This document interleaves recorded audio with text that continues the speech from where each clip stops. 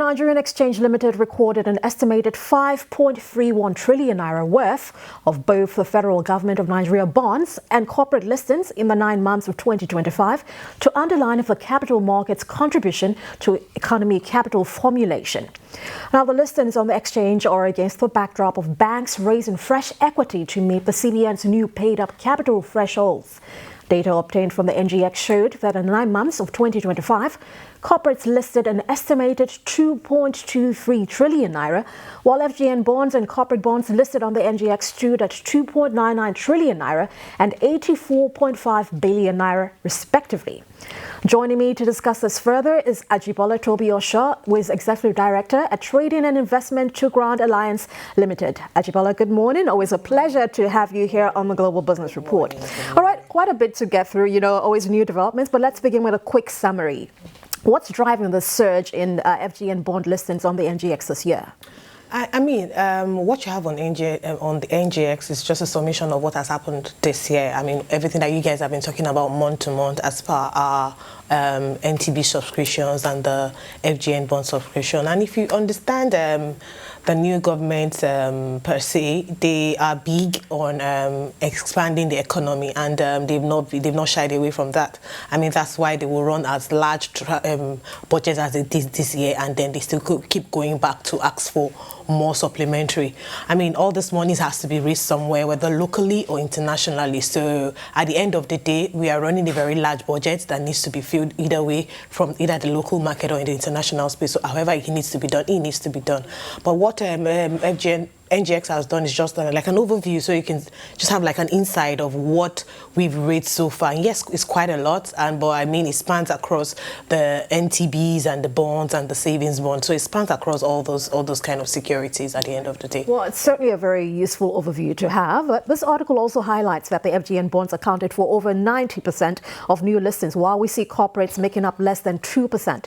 What does this imbalance tell us about current market confidence and the cost of capital for private firms? So ideally, the government is the bigger lender in any economy, and because of their large appetite to always raise fund, they would, and the risk-freeness, the riskiness in their kind of investment, you see people get to tilt towards that market more than the corporate line.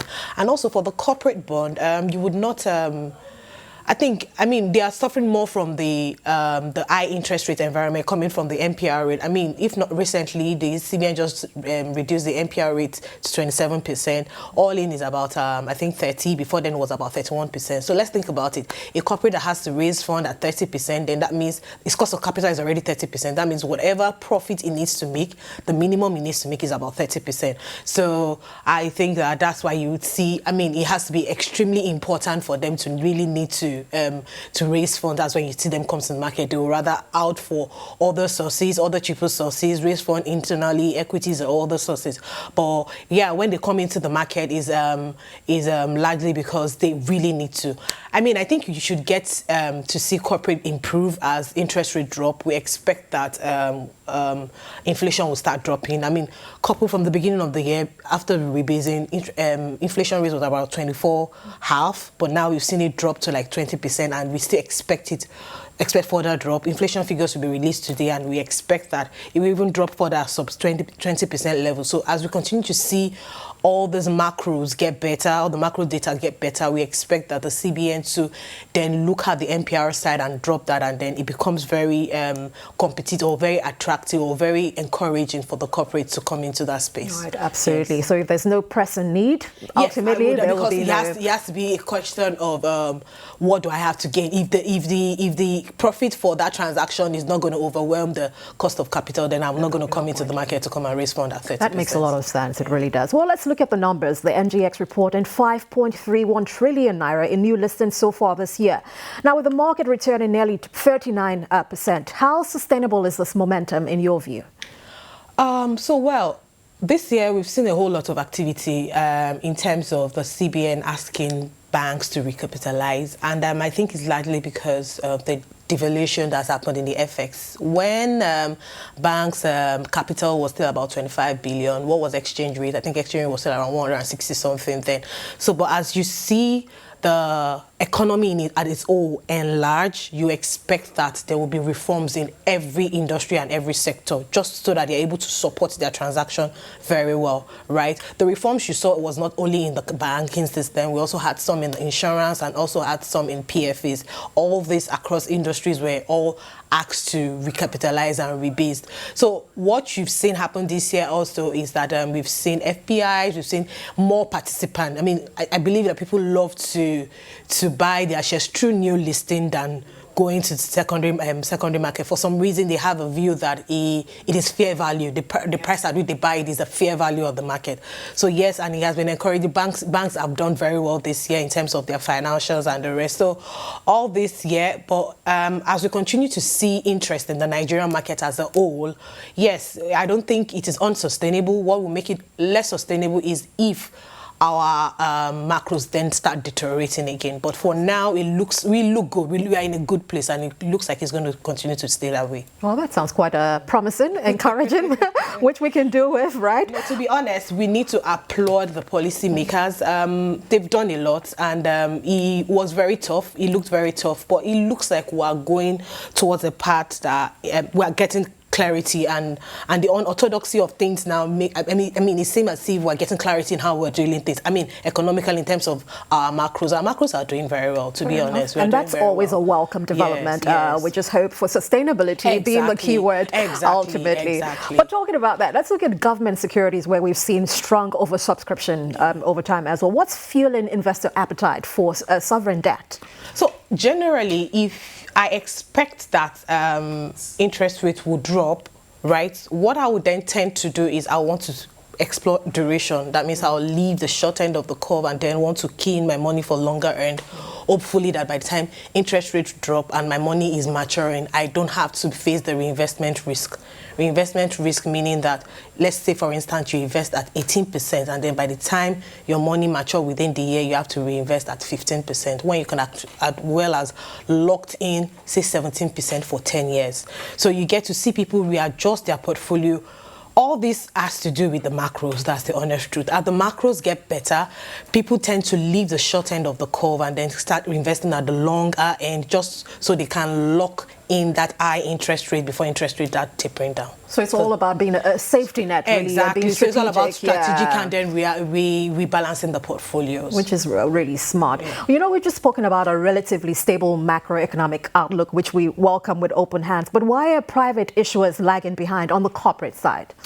Like I said before, until we start seeing the MPR, until we see the MPR rate drop, we might see that lacking, and it's just largely because they still cannot access the cheapness in the market just yet.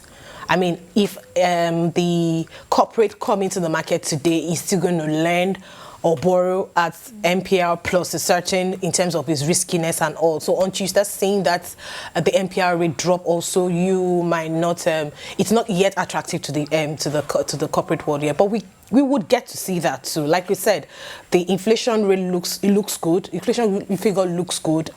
Expectations are even better. So by the time we continue to see this, we expect that the CBN also drop their own rate, and then it becomes cheap for corporate investors to come in. So it all ties back to that, or just basically making a smart move ultimately. Study the entire environment first. Now, this article also mentions the CBN's capital thresholds. You know, that's a very important conversation. There's one driver for bank listings, that is. Let's talk about regulation. In what ways do regulatory measures like this influence listing trends and capital formation for the future? I mean, at the end of the day, what investors want to see is that the corporate firm they're buying their shares of are strong. There's business continuity. There's ability to return whatever expected, whatever monies that they invested in it. So all this recapitalization is just to make this industry stronger. By and large, the president was very clear. He wants to expand the economy to a 1 trillion economy, and all this can be done if the industries in the economy are not well strategically positioned or very liquid to absorb whatever it is that is coming, or to take in more investment. With more monies come more investment, because if I give you more money, I'm expecting you to return more for me. So at the end of the day, these monies that are pumped in is just to expand our scope, expand our structure, and expand transactions. Right. Well, let's look at, the current climate in relation to Nigeria's debt profile, which realistically we always have to sort of circle back to. Would you say that demand is still justified by the fundamentals, or investors overlooking risk, more sovereign risk that is, more deliberately looking at things, studying markets and situations first? So most times when investors look at their profile and they intend to invest, they look at it from two perspectives: the absolute perspective and the relative perspective. So if I'm looking at Nigeria as a country in absolution, year on year, yes, have my debt profile gone up? Oh yes, it has. But if I have to look at Nigeria in relation to other sub-Saharans, the likes of the Ghana, the Angola, are their macros very good? Is their macro strong? Nigeria still has the largest, it still has the strongest macros amongst the sub-Saharans. They still have, if you pick all our macros and put it side by side for all the sub-Saharans, trust me, Nigeria still has the strongest. So because of that, you still see the law of tilt towards that market more and more. And sustainability matters, and also prospects of how I see how strong the CBN is, how much of their words they are. If they tell me this is what you're going to do, are they going to do it? We've seen the our CBN governor pan out like that. If he says A, he does A. He doesn't say A and does B. So all these are good signs for us as an economy. And yeah, by all means, we will continue to see, as long as we are prudent and we're prudent on how we keep our books. That's what I would say. I like that you raise the trust factor as well, because that's very important. At the end of the day, that's what you need in an investing space: trust. The reason why I will give you my money is because I trust that you're going to return something. Once there's no trust, then I don't have any reason to give you my money. Then we're on shaky ground, absolutely. Well, let's wrap up with, let me get your overall sentiment looking at the FGN-dominated trend. In terms of, do you see this persistent into 2026? You've given me, some sort of body language towards that already, but what do you see happening 2026 for the long term? Honestly, I don't see them reducing the budgets. I feel the budget side is still going to be very large, and I feel like there'll still be a lot of fundraising. Actually, it's going to be a pre-election year, so you expect to see more and more and more spending from the government. But largely because we expect that rates might taper down slightly, not only in Nigeria, but in the global space. News are around Fed expectation for Fed to also cut rates, and if that happens, also every other sub-Saharan should follow suit, if not any.